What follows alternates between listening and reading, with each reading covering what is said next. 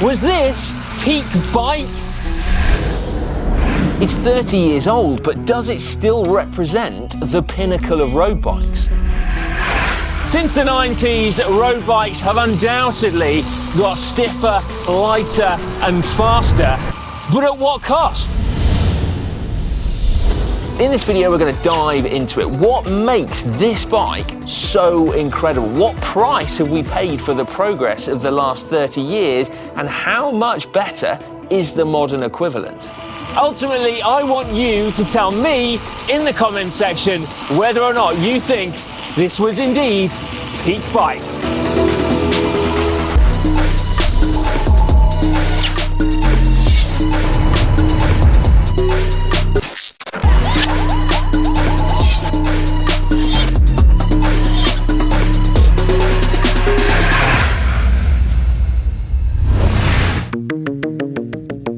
Firstly then, what is this?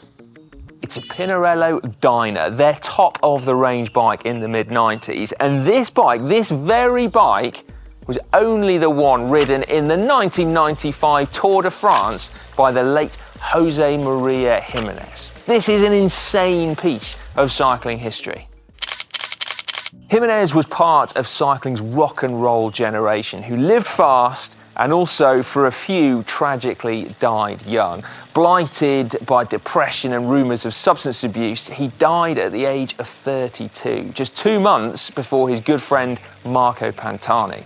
Now, like Pantani, he too was brilliant on his day, but in the 95 Tour de France, he was there to escort his Banesto teammate Miguel Indurain to his 5th and final win.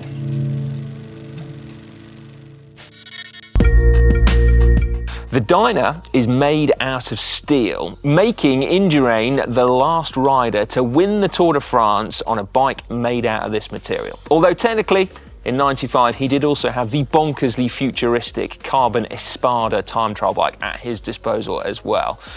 Now, whilst this bike is, as you can see, clearly a Pinarello, each of the team bikes was also crafted by Dario Pegoretti, the most iconic frame builder of the last 40 years, certainly, possibly ever. He was beloved of pro cyclists who queued up in their droves to get frames welded by the master. Now, it's a good job that Jiménez was taller than average for a climber, because this is absolutely my size.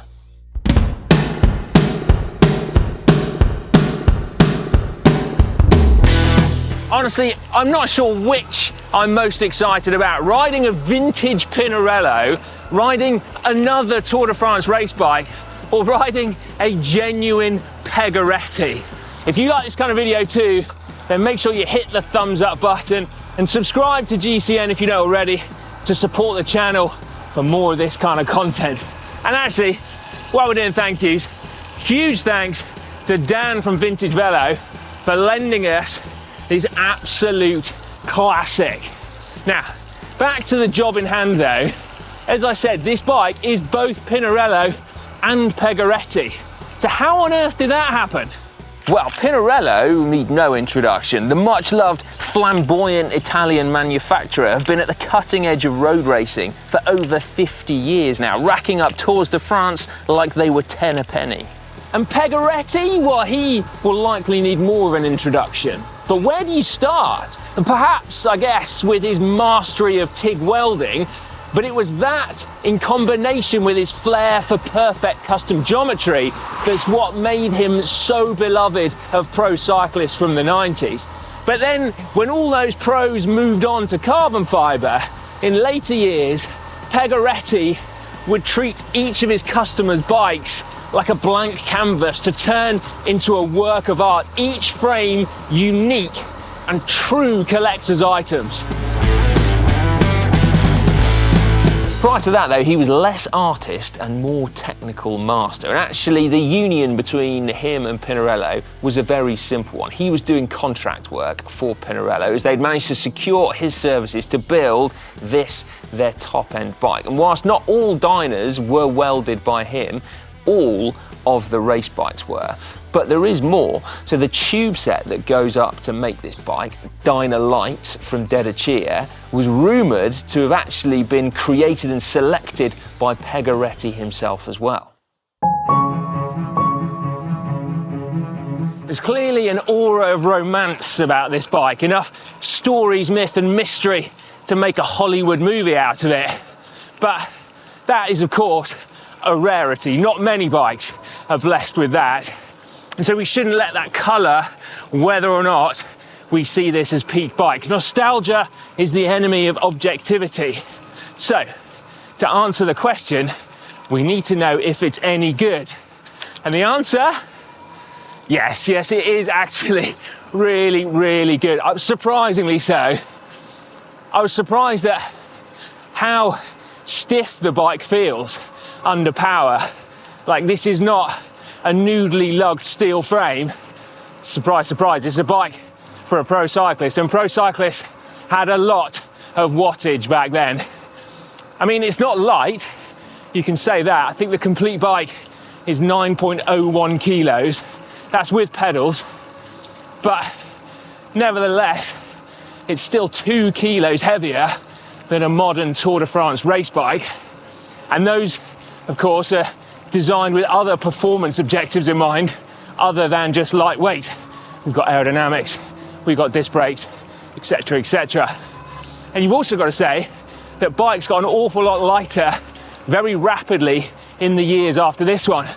So in 1996, it was Bjarne Riis who won the Tour de France, also aboard a Pinarello, but his was an aluminium one which shed quite a few grams. And actually just 2 years later, Marco Pantani's bike was 6.96 kilos. And I mention that because his too was welded by Pegoretti, as were the other 24 frames that he rode in 1998.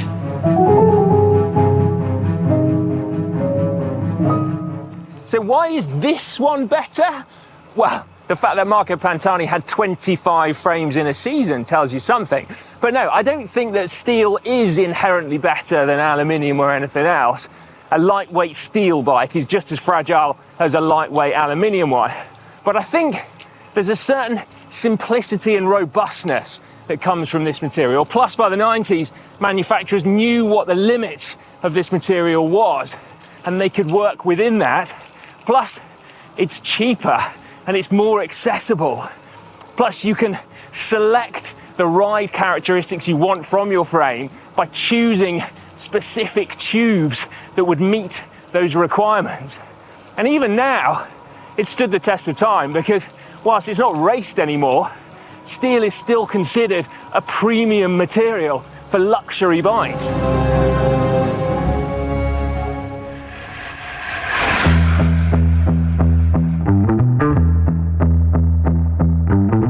There's something else though. Simplicity is the theme here. Everything on this bike is easily serviceable, easily replaceable, apart from the tyres, because they're tubulars, but we'll save that for another day. And also not that expensive either. Even the Campagnolo Record Titanium group set is not that bad by current standards. And it's a cracking group set, 9-speed. I've actually got quite a wide range of gears on here. I've got a 25 on the cassette. All right, so it's not that wide a range of gears, but I can live with it. You don't have to ride up steep climbs, do you? And I don't really like them anyway, if I'm being completely honest. Shifting is nowhere near as smooth or as quiet as modern group sets, but it is still predictable, it's tactile, and actually fast as well. And what you do get with this group set is dreamy ergonomics. So these levers were light years ahead of their competition, with the hidden cables and this flat transition from lever to bar. Plus, if you've never used it before, Mechanical Campagnolo has a thumb shifter on the inside of the levers, and it's absolutely addictive. Every time you downshift, you've got to picture yourself as an Italian pro attacking over the top of a climb. You just want to hoof it every time you shift. Now, you know why else this bike rocks? Have a look at these flipping wheels. First generation Campagnolo borers. some of the earliest carbon wheels out there. And it's got to be said, I'm going to include them in peak bike just because of the way they look. For me, the single best thing you can do to improve the look of a bike is to stick deep section carbon wheels on, particularly with bladed spokes. The braking performance is average at best, except in the rain when it borders on terrible. But who cares when you look this cool?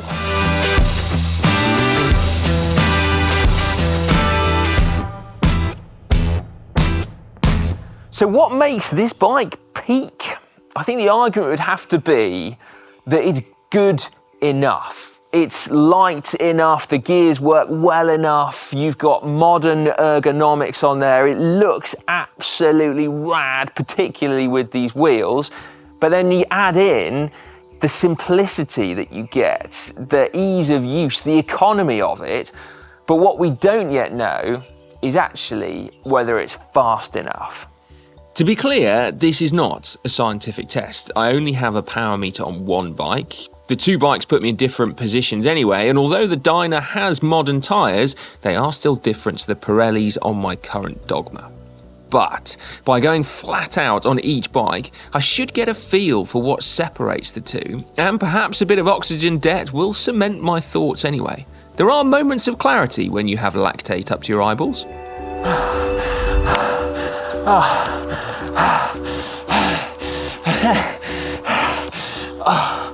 God, that's hard. Bike felt amazing. Like it felt quick. Feels like it holds its speed. I guess partly down to the weight.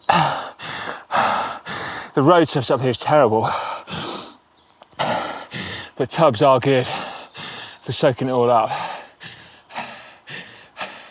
As always though, the most striking things are the little bike fit things.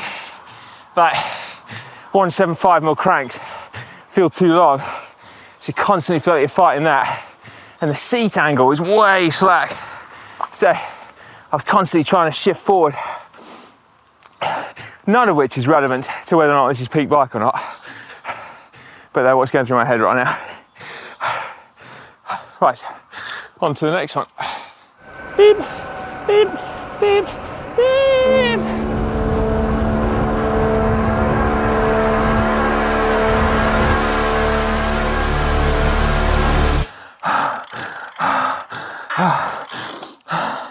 Feels so different, so much more responsive. The other one, whether it's the cranks, the position, the weight, whatever, if you want to accelerate, feels like you need to sort of mentally check in before you want to go faster, whereas here, you think about it and it's done. Before we get to the results, I'm going to give you my 2 cents about whether or not this is peak bike. So I think that if bike technology had plateaued after this one, then I would be perfectly happy riding this for the end of my days. Nothing that has been designed or created for road bikes since the mid-90s has materially added to the enjoyment of cycling for me. And actually, yeah, we have lost some things along the way, like simplicity and affordability as well, certainly for top-end bikes. I was going to do a car analogy to this. I was going to say that this Pinarello Dyna was like a Jaguar E-Type or a Ferrari 250 GTO, a thing of absolute beauty and a joy to take out for a spin.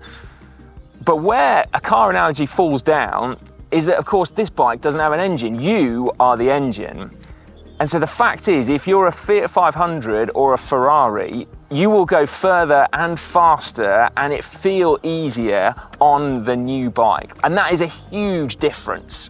And also, whereas you might not be able to maintain this bike without a vast array of tools or a little bit more time, I think it's fair to say most people probably don't and never have maintained their own bikes. Bike shops have done a roaring trade maintaining people's bikes since way before bikes of this era as well. So I think it's a very niche spectrum of cyclists for whom that is actually relevant. And then the last thing is that I feel like as a deeply mediocre ex-pro cyclist, I probably have quite a niche perspective on this anyway. And as I was riding around on this bike, I was thinking that all of the modern inventions actually make cycling better for more cyclists. This bike is a Tour de France race bike and it's amazing for it, but actually 30mm tyres, disc brakes, wider gear ratios, it makes cycling better for more people. So that's my 2 cents. This is kind of peak bike, but it's not. This kind of thing is better for more cyclists. Now, in terms of results, well, the modern bike was, surprise, surprise, faster, but not by a huge amount. Over an 11.5 minute long test, I was 10 seconds quicker. Now, did I put the same effort out second time around? It's impossible to say. It definitely felt easier on the modern bike in spite of already having one effort in my legs. But nevertheless, faster is faster, although not by a vast amount. So there you have it. What do you think to the time difference, and what do you think to whether or not José María Jiménez's Pegoretti built Pinarello Dyna is indeed peak bike? Get involved in the comment section down below. I cannot wait to read what you've got to say about all this. And remember as well, give this video a big thumbs up. Dan, thank you again for the loan of the bike. If you ever sell it, let me know, okay? Because you'll be first on the list. Thank you very much. This is absolutely top of my Christmas list. It's not for sale. I don't think I could afford it anyway.